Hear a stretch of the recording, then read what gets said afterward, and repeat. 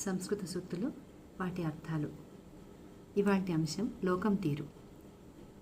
ఆజన్మనస్యాఠ్యమ శిక్షితో యః తస్య ప్రమాణం వచనం జనస్య పరాతిసంధానమధీయతే యైః విద్యేతి తే సంతు కిలాప్తవాచః.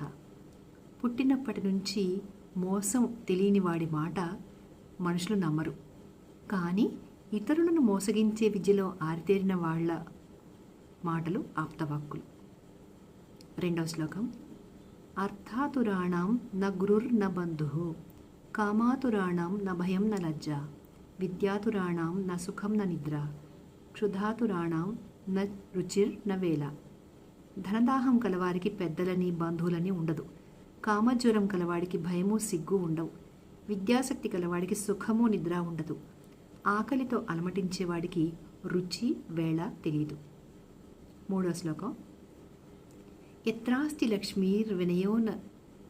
వినయో తత్ర అభ్యాగతో యత్ర న తత్ర లక్ష్మీ ఉభౌ చ తౌ యత్ర న తత్ర విద్య నైకత్ర సర్వో గుణపంని పాతః.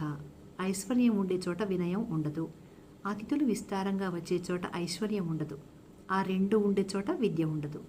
ఏ ఒక చోట అన్ని మంచి గుణాలు కలపవు.